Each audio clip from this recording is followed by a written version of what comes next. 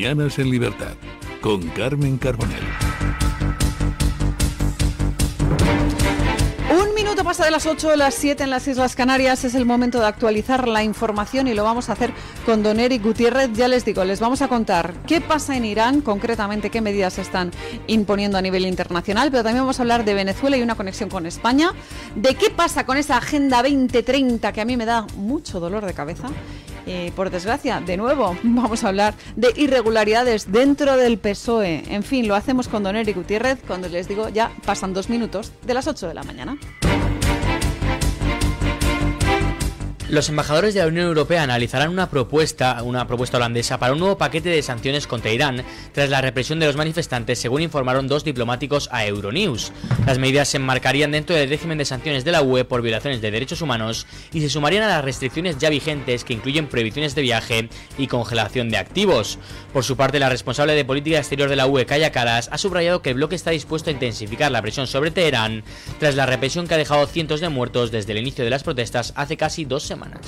Cientos o quizás miles de muertos, como les estábamos contando. Hoy vamos a poner el foco, por supuesto, en el caso de Venezuela, en el caso de Irán y sobre todo en esa masacre de inocentes que, como les digo, hoy va a tener un punto álgido en cuanto a que el régimen terrorista de Teherán ha anunciado que va a ahorcar en plaza pública a los cabecillas de esta revuelta, de esta rebelión, para ser ejemplificador para su régimen. Lo que está haciendo directamente esa teocracia es matar a su pueblo, y lo que estamos reclamando desde estos micrófonos es que haya una intervención internacional para que termine esta masacre. Ha dicho Donald Trump que la ayuda está en camino. La iniciativa de Países Bajos a mí la verdad es que me ha sorprendido, puesto que la Unión Europea presume de ser tibia, por desgracia, mientras que esté Ursula von der Leyen presidiendo esa comisión. Lo que tenemos es a personas timoratas que en el fondo pues lo que hacen es velar por mantenerse en el puesto, en vez de pensar en el bien de los ciudadanos europeos y en general los ciudadanos del mundo, ¿no? Cuando hablamos de los iraníes es obvio que hay una responsabilidad internacional para todas esas personas que se han alzado y que están viviendo el régimen del terror en sus propios cuerpos. Les estamos hablando directamente de que las manifestaciones se están disolviendo mediante armas de fuego, que están tirando a matar a los manifestantes y que los hospitales están colapsados de heridos de bala. De ahí que cuando se habla de sanciones, pues bueno, por lo menos es una medida, ¿no?, para asfixiar económicamente al régimen de los ayatolás. Pero lo que es evidente es que es insuficiente. El propio Donald Trump ya había anunciado aranceles del 25%, no directamente a Irán, sino a aquellos países que comercien con el régimen de Irán. Y lo que está provocando todo esto es que suba el precio del barril de Brent, que ha crecido por encima del umbral de los $64. Así que aunque no nos extrañe este movimiento de Estados Unidos, no nos extrañe este movimiento de Países Bajos reclamando también esas nuevas sanciones con Irán tras la represión de las protestas, lo cierto es que no solo nos podemos quedar con esa presión económica sobre el régimen de los ayatolás. Tenemos que pedir que haya una intervención real para que, como les digo, cese esa masacre de inocentes. Asfixiar económicamente al régimen, evitando que el resto de países comercien con Irán, es una medida, desde luego. Y así lo había anunciado el propio Donald Trump en su red Truth Social cuando aprobaba esa imposición de ese arancel del 25%, con efecto inmediato.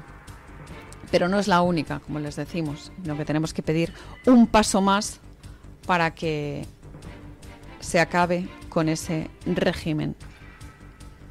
Que sea una intervención definitiva, concluyente, porque ya les digo que no se puede esperar ni un minuto más cuando se están matando a inocentes. Al igual que pasó con Venezuela, que Donald Trump no le dolieron prendas al ir a la caza de Nicolás Maduro, ahora es el momento de que caiga el régimen de los ayatolás en Irán. Ya lo ven, 2 frentes que tiene abierto Donald Trump. Hay quien dice que el de Cuba también, el de Ucrania, el de Groenlandia incluso. Pero lo urgente, yo creo que Donald Trump debe hacer ese ejercicio de dirimir entre lo importante y lo urgente. Y se ha dado cuenta de que lo urgente es Irán, así como fue Venezuela.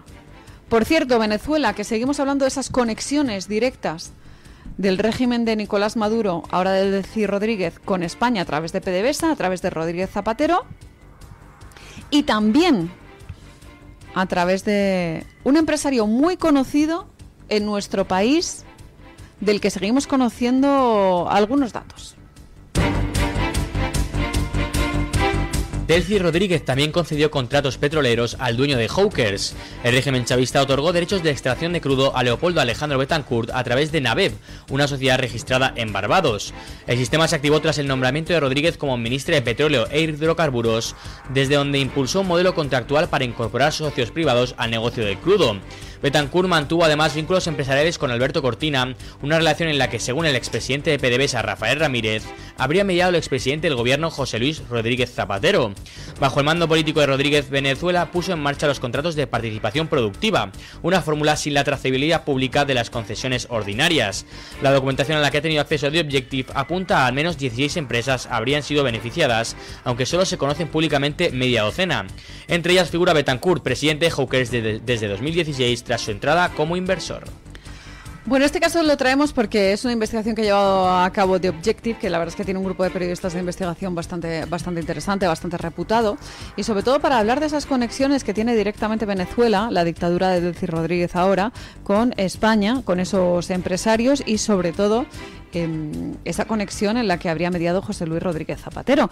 Mucho se habla del barrio de Salamanca de Madrid, que es propiedad de los socios del régimen de Nicolás Maduro, como les digo ahora, de Delcy Rodríguez, y esta noticia realmente a mí me llama la atención porque es una información que saltó hace tiempo, cuando se conoció precisamente que el dueño de Hawkers tenía una conexión con el régimen chavista venezolano, a través de esa figura, la de Alejandro Betancourt, que es un multimillonario venezolano, presidente y principal inversor de la compañía Hawkers.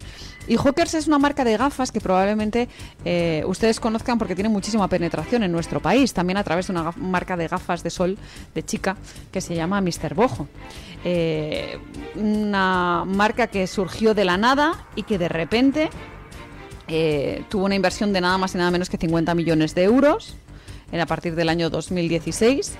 Y la pregunta es, ¿de dónde salió ese dinero? Si había sido directamente adjudicado por el gobierno venezolano y se partía de ese entorno chavista relacionado con PDVSA, con la petrolera. 50 millones de euros para gafas de sol es mucho dinero, ¿eh? Es mucho dinero. Y lo sorprendente es que todo el mundo, o era Vox Populi, que había esa conexión, ¿no?, de este venezolano, de la marca Hawkers, con la dictadura. Pero lo cierto es que muchos compradores que acudieron a Hawkers por ser una marca, pues que ya les digo que se estaba poniendo muy de moda, desconocían esa conexión. Pasa en muchas ocasiones que de repente dices, no puede ser, yo he contribuido indirectamente con el régimen chavista mediante la compra de estos gafas. Pues sí y no. Usted no lo habrá hecho queriendo, pero sí que quizás ha estado en contacto indirectamente con ello. De ahí que sea tan importante que las autoridades estadounidenses y europeas estén investigando estos contratos de PDVSA con Hawkers, estos contratos de petróleo valorados en miles de millones de dólares, y con esos esquemas en los que, en fin, están involucradas diferentes personas que vendrían a ejemplificar cómo existe una trama criminal más allá de las fronteras de Venezuela y que existe una conexión directa con nuestro país, que es algo que desde luego nos debería preocupar bastante, ¿no? Esa conexión directa con nuestro país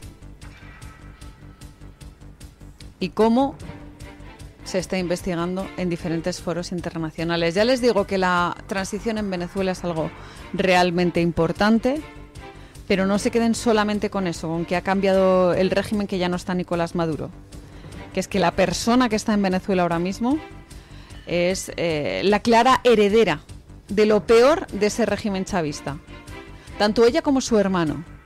Imagínense ustedes qué anomalía es que los grandes poderes de un país como Venezuela, un país multimillonario, bendecido por el crudo, por los hidrocarburos, los dos grandes poderes están en manos de dos hermanos, los Rodríguez, Jorge y Delcy.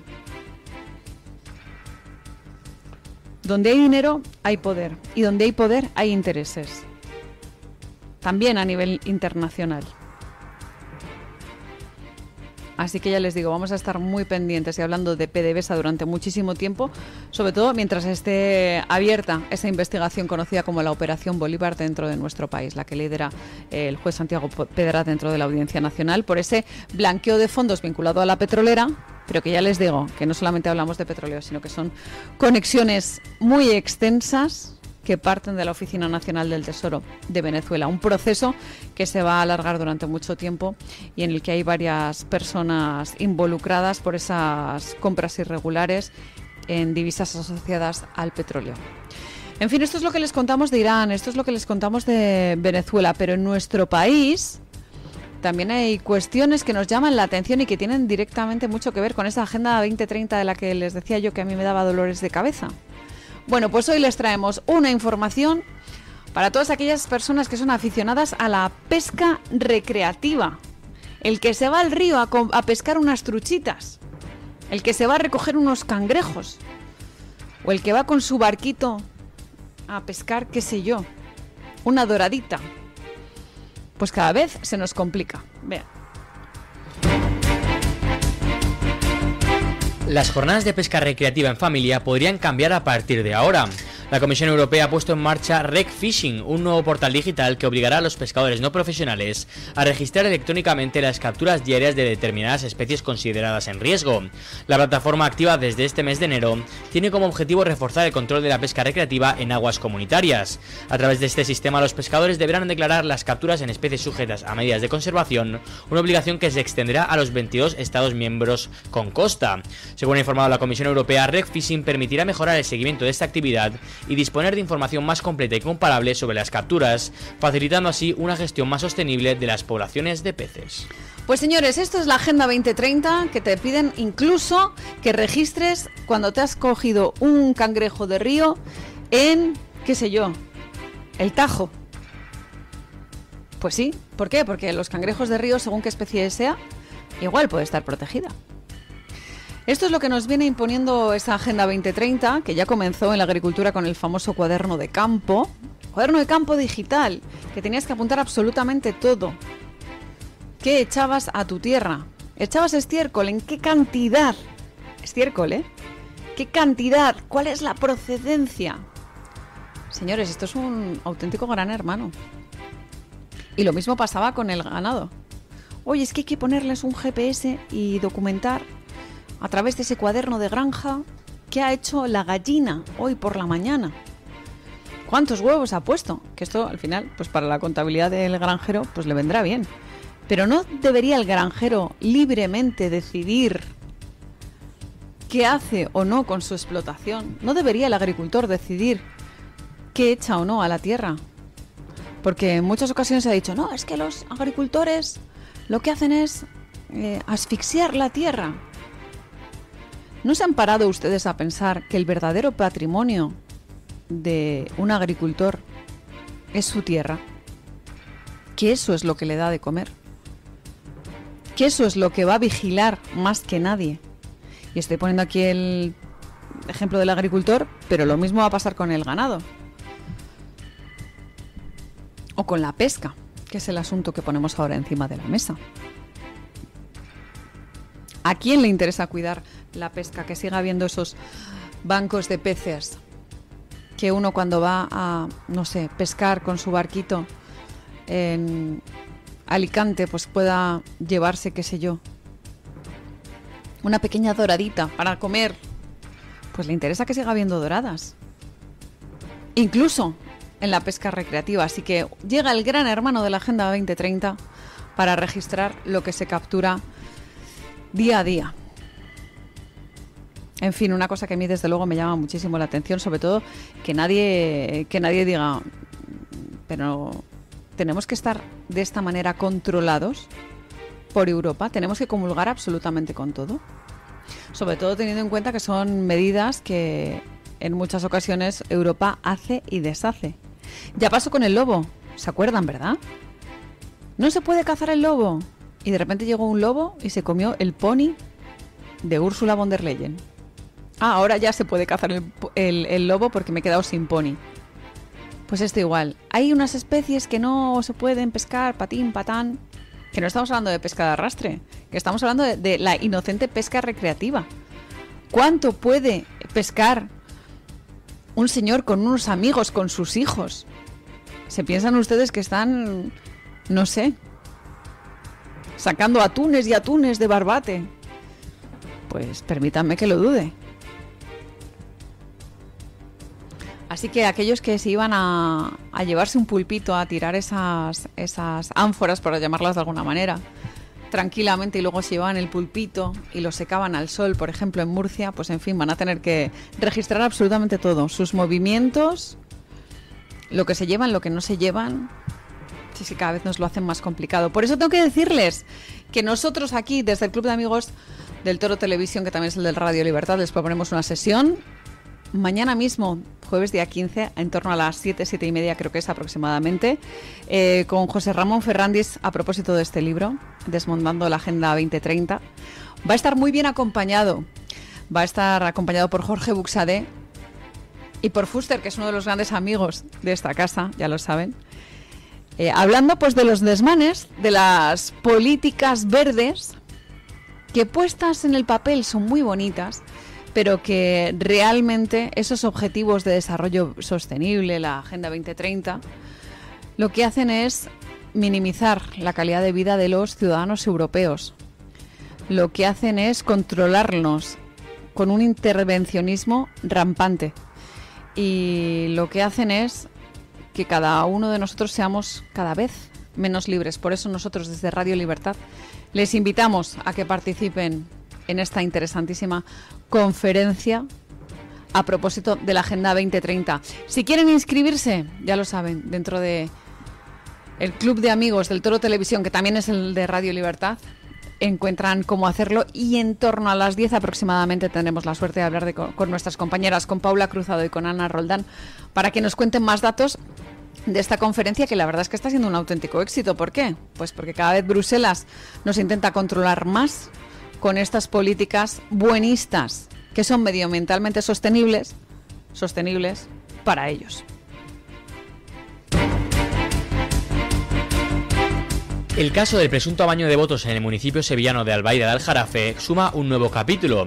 A la investigación judicial se incorpora ahora la figura del empleado de correos presuntamente implicado en la trama electoral. La jueza instructora tomó a declaración a AGD, por sus siglas, trabajador de la oficina postal de la localidad durante las elecciones municipales del 26 de mayo de 2019. El testimonio se produjo por videoconferencia en julio de 2023, cuando el declarante se encontraba cumpliendo condena por abusar de un menor de 14 años, amigo de su hijo, con quien había contactado a través de la red social Facebook. Según la documentación a la que ha tenido acceso The Objective, este empleado de correos fue contratado posteriormente por el Ayuntamiento de Albaida de Aljarafe, gobernado por el PSOE, el 1 de julio de 2025 como peón municipal. De acuerdo con fuentes del consistorio, entre sus funciones figuraban tareas de mantenimiento de instalaciones públicas, incluido el colegio del municipio, donde llegó a reparar distintos desperfectos. Tras finalizar este contrato, fue recolocado en la área de ayuda a domicilio. Bueno, pues esto que les contamos es la tónica del Partido Socialista. Estas prácticas que diferentes medios de comunicación pues ya han documentado en muchas ocasiones, de cómo existe un patrón sistemático de colocación en paralelo a la designación oficial que puede haber a través de un concurso oposición, de una oposición, etcétera, etcétera. En este caso hablamos de un cartero. Ya ven ustedes que puede parecer un puesto un poco inocente, pero si lo escalamos, también ha estado el jefe de correos, colocado directamente por el PSOE. ¿Por qué? Pues porque en algunas ocasiones quiere pagar fidelidades, callar bocas, ocultar ciertos tejemanejes, y así lo hacen a través de las estructuras internas para favorecer la consolidación del poder de Pedro Sánchez, y en este caso a nivel muchísimo más pequeño, a nivel municipal, pues para mantener según qué intereses, ¿no? Esto es una cuestión sumamente grave porque estamos hablando de cómo se ha metido la mano en el sistema de los comicios locales, autonómicos, con ese reparto de votos, con el voto por correo. Una de las cuestiones que más se ha investigado en los últimos tiempos y que nos tiene que preocupar mucho, porque si no hay un sistema limpio, pues no podemos confiar, ¿no?, en según qué cosas. teniendo en cuenta que hay procesos electorales inminentes, como es el caso, por ejemplo, de Aragón, que ya saben ustedes que hay elecciones convocadas para febrero. También pasa en unos meses el caso de Castilla y León. Después vendrá Andalucía. Y son pequeñitas cosas que muestran cómo es la corrupción y cómo está penetrado de corrupción el sistema a nivel nacional. Cómo el PSOE, bajo el liderazgo de Pedro Sánchez, ha utilizado, pues al final, a todos los recursos públicos que tiene a su alcance para gestionar esta gran agencia de colocación para familiares, para allegados, para amigos de los socialistas, ¿no? Inflando plantillas. Este caso, por ejemplo, del cartero, que hacía absolutamente de todo, era para tenerle claramente callado, ¿no? Porque ya ven que era un puesto sin criterio público alguno de mérito. Era algo que simplemente servía para favorecer esa lealtad, para que al final estuviera colocado de manera, pues, interesada, ¿no? Directamente. Y ya les digo que estas contrataciones opacas, por desgracia, son la tónica. Habría que revisar absolutamente las plantillas municipales, autonómicas, en las diputaciones, en las mancomunidades, todos aquellos cargos que están puestos a dedo. Sobre todo para lo que venga después. Necesitamos un gobierno que le dé la vuelta absolutamente a todo, que revise todos los procedimientos, todos los protocolos. Antes les hablábamos precisamente de cómo dos ministros, María Jesús Montero y como Óscar Puente, están cobrando en torno a 29.000 euros en concepto de vivienda, pese a que viven en la vivienda oficial de su ministerio. En fin, pues habría que pedir que precisamente revisen todo esto por todo ese dinero público que se nos va, que se nos escapa, que sale de sus bolsillos directamente. A mí es algo que me pone muy nerviosa, que me quiten dinero para que se lo lleven unos pocos. Porque al final los impuestos suben y suben y suben y ustedes tienen que pagar más y más y más. Y además nos cuelan impuestos de todo tipo. Tasa de basuras con el propósito medioambiental. Multas a propósito de, yo qué sé, las emisiones. Porque usted ha circulado por una zona de bajas emisiones con un coche diésel. Otra multa. Le suben el IRPF. Y mientras tanto, ¿qué pasa? Que se lo llevan unos pocos. Y nadie ha puesto pie en pared contra todos estos desmanes. Ya está bien. Ya está bien de que se vaya el dinero público y que termine en los bolsillos de unos pocos. Ya está bien de que los gobiernos funcionen como oficinas de colocación, agencias directamente para familiares y allegados. En fin, nos acercamos a las 8:25, 7:25 en las Islas Canarias. Es el momento de mirar al cielo, preguntar por el pronóstico meteorológico que me trae mi compañero Guillermo Díaz y enseguida hacemos una breve pausa publicitaria y nos vamos a la tertulia. Hoy vamos a contar con Mario Noya y con Marcos de Quinto. Me da la sensación de que va a ser una tertulia bastante animada.